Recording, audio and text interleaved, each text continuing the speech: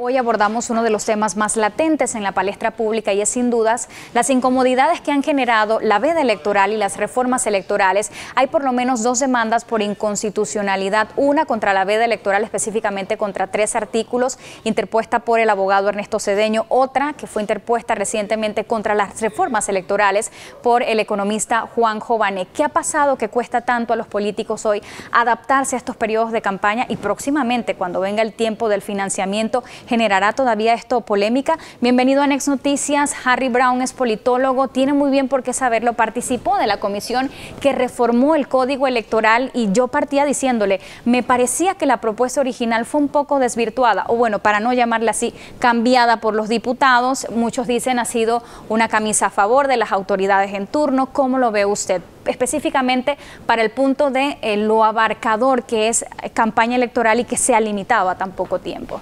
Sí, mira, yo creo que lo primero que hay que tener en cuenta es que las reformas electorales en Panamá son las más debatidas en toda América Latina. Las reformas electorales en Panamá se discuten durante un año, o sea, no solamente son debatidas, sino que también son incluyentes. Durante un año con diversos actores de la sociedad, con sectores de la sociedad civil, con los partidos políticos, con instituciones del Estado, discuten durante un año. Eso no pasa en ningún otro país de América Latina. Son reformas electorales legítimas, precisamente porque esa discusión es larga e incluyente. O sea, las normas que tenemos ahora no son una sorpresa. No es que el Tribunal Electoral se sacó de la manga estas normas electorales y nadie las conocía, no. Toda la sociedad panameña estuvo discutiendo. ¿Cuál es el espíritu de la veda electoral? Las campañas electorales en Panamá, en las últimas 2 campañas, la del 2014 y la del 2009, fueron exorbitantemente caras, y subrayo la palabra exorbitante. No fueron solamente caras, fueron exorbitantemente caras, tanto que según los cálculos que hay regionalmente, muy posiblemente llegaron a ser las campañas electorales más caras de toda América Latina per cápita. O sea, el costo de cada voto era el más alto de toda América Latina. Eso es una distorsión de la democracia, porque solamente permite tener posibilidades de victoria a los candidatos y candidatas, que tampoco las ha habido, básicamente a los candidatos que tienen más dinero.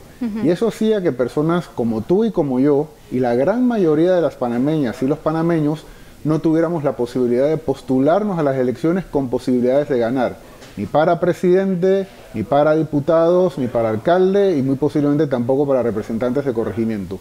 Lo que se quiso hacer fue reducir el costo de las campañas.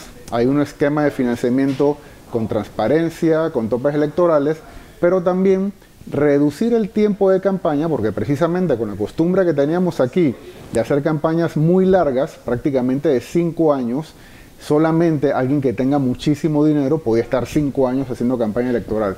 Por eso se redujo el periodo de campaña.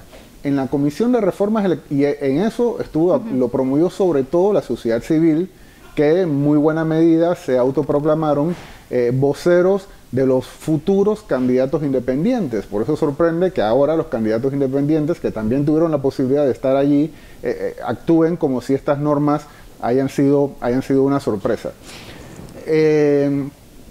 Y se redujo a 3 meses, a 3 meses de campaña. Y luego en la Asamblea Nacional lo redujeron aún más, a 2 meses en la campaña electoral. Y que yo recuerde, nadie se quejó en ese momento. Quiero presentarle los puntos que hacen mella y que he visto generan conflicto. Justamente la definición de qué es campaña, que es muy abarcadora, la tenemos en la gráfica número 1, a ver si producción nos apoya de inmediato para presentar la 1 y la 2 y cuáles son las acciones que no están permitidas en este periodo de veda electoral. La campaña electoral queda definida en el artículo 197 como el conjunto de actividades organizativas y comunicativas que realizan los partidos y también los candidatos en un periodo determinado que usted ha mencionado, que busca informar, movilizar y persuadir al electorado. Hasta allí está claro. Vamos con la segunda gráfica para ver cuáles son esas acciones puntuales que no pueden los candidatos o aspirantes hacer en el periodo que no deben. Ahí está la propaganda electoral, claro está, la movilización, transporte, alimentación en caravanas, concentraciones y actividades de promoción del partido o candidato, reclutamiento, capacitación y alimentación en corporaciones electorales y otras actividades. Doctor Harry, ¿no es esto muy limitado limitante, porque aquí dice, ¿cómo es que no nos vamos a poder reunir, concentrar en un mismo acto político para hablar de las propuestas?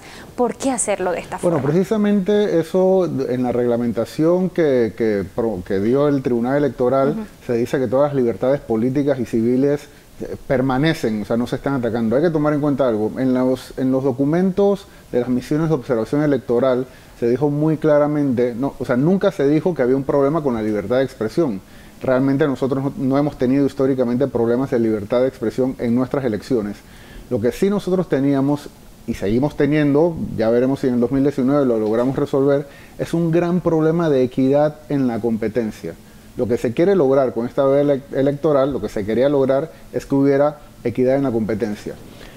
La gran novedad en el nuevo Código Electoral es que hay una definición de campaña electoral, que es lo que tú has mostrado, eso antes no lo había. Básicamente lo que dice la reglamentación es que, claro que se pueden hacer reuniones para conversar, para unificar, cohesionar a los grupos. Lo que no se puede hacer, básicamente, palabras más, palabras menos, es tener anuncios pagados. O sea, la gran prueba es que no haya anuncios pagados. Pero realmente hay una limitación importante. ¿Por qué no se afina el concepto justamente para decir solo no propaganda electoral? No deberían llegar a ese punto. Yo creo que la reglamentación está bastante clara. Lo que pasa es que detrás de esto hay un cambio cultural muy profundo. Nosotros desde la década de los 90, tú lo recordarás, aquí en Panamá tenemos el término de que el candidato está caminando el país y lo hacen durante 5 años. De hecho, Mireya Moscoso, Martín Torrijos, Ricardo Martinelli, quizás Juan Carlos Varela, fueron candidatos casi durante 10, o sea, perdieron una elección, 10 años, hicieron campaña para una elección, la perdieron y fueron casi candidatos durante 10 años. ¿Cómo hace ahora un candidato para caminar el país en 60 días? Pero es que es muy propio de hacer campaña en nuestro país. ¿Cómo hace los puerta a puerta en 60 días, por ejemplo? ¿Es esto posible? Es que lo que pasa es que nosotros tenemos una política demasiado personalista en que el individuo se tiene que convertir en candidato por sí mismo. Si nosotros tuviéramos partidos políticos más fuertes en los cuales la ciudadanía, sabiendo que un candidato, cuando se presenta por un partido, sin conocer tanto al individuo, sabe por el marco partidista más o menos cuál es el esquema de ideas que tuviera ese candidato, quizás no necesitarían tanto tiempo. Pero entonces la ley está beneficiando a los candidatos conocidos y que ya han fungido o han estado como autoridad en algún ministerio, por ejemplo, y no a los nuevos. Esto va en detrimento de los independientes o de figuras nuevas. Seguramente, digamos, esto va a haber que perfeccionarlo. Los candidatos o candidatas que ya tienen tribuna pública, que pueden ser diputados o diputadas de oposición, o los miembros del gobierno que normalmente les ponen un micrófono por delante para que opinen sobre distintos temas, tienen una presencia permanente en los medios de comunicación. Quien no tiene esa posibilidad, pues sencillamente sí, está en desventaja, eso hay que aceptarlo. Eso es un efecto no calculado e indeseado de la reforma que habrá que ajustar, pero es parte del cambio cultural en el que estamos ¿Qué inmersos. pensaría usted de llevar esos aspectos específicos, por ejemplo, el de la veda, el del concepto de campaña, afinarlo un poquito más a discusión a esta altura? ¿Mejoraría, no mejoraría? ¿Cómo vería usted un cambio? Mira, llevarlo a la Asamblea Nacional. Hay una premisa que tiene el Tribunal Electoral para discutir reformas electorales, que es discutir los temas calientes en momentos fríos. Ya estamos más o menos casi un año de la elección, quizás no sería lo mejor abrir el melón del Código Electoral para comenzar a hacer reformas, porque podemos llegar a muy cerca de las elecciones y seguir reformando. Yo entiendo que hay una desventaja no solamente para quienes no están en cargos públicos, sino también que el financiamiento para los candidatos independientes es muy pequeño. Pero bueno, las normas electorales son imperfectas. Eso habrá que revisarlo en la siguiente reforma electoral. Menciona usted el financiamiento electoral. Quiero pasar solo la gráfica 4 para finalizar con esta, que justamente permite a los electores conocer cómo se va a distribuir el financiamiento preelectoral. Y así, aquí que sí que lo hace evidente que pues es muy distinto el que le van a dar. Es la posterior a esta. Aquí están los periodos de campaña. Esta es la número 3. Vamos a pasar a la 4, en donde dice claramente cuánto se va a distribuir. Aquí está. sea, sí. 3.5% solamente a los de libre postulación de un 50% que se va a repartir, reconocidos por el Tribunal Electoral y en función de los adherentes, es decir, los 3 que sean elegidos, y 96.5% a partidos políticos, 25% escucha esto, igual para cada partido, y 75% en base al promedio de votos obtenidos, es decir, PRD, Panameñista y Cambio Democrático, por supuesto, se siguen llevando lo mejor de la tajada. Pero ojo, eso claro que hay inequidad, que era una de las cosas que se quería resolver y eso no se ha resuelto del todo. Los candidatos independientes están siendo víctimas de inequidad en el financiamiento, pero tomemos en cuenta algo, darle dinero público a una organización con vocación de permanencia, como los partidos, el PRD tiene casi 30 años, más de 30 años, el Partido Panameñista es un partido casi centenario, Cambio Democrático tiene casi 20 años, a darle dinero público a un individuo que se presenta como candidato independiente. O sea, eso lo vamos a discutir. Si nosotros logramos hacer el financiamiento público más equitativo, la discusión va a ser entonces esa. ¿Qué tipo de organización, qué tipo de permanencia tienes tú en el sistema político como para que te demos el dinero público de la misma manera que se lo damos a una organización que tiene vocación de permanencia? O sea, esta discusión no se va a acabar, Guadalupe. Por último, entonces, ¿qué opción tienen estas figuras nuevas? ¿Será agarrarse un poco más de las nuevas formas de comunicación? ¿Redes sociales? Sí. ¿Qué tan vigente lo ve usted para estas elecciones? Sí, va a ser importante el papel de las redes sociales, que también están más reguladas de lo que lo había antes. Pero aquí a la larga lo que hay un aprendizaje. De la misma manera que Panamá, las terceras fuerzas fueron aprendiendo a captar votos hasta que en el 2009 una tercera fuerza ganó las elecciones, también las postulaciones independientes irán aprendiendo a generar una oferta electoral en medio de unas normas que están hechas por las personas que se ven beneficiadas por ellas.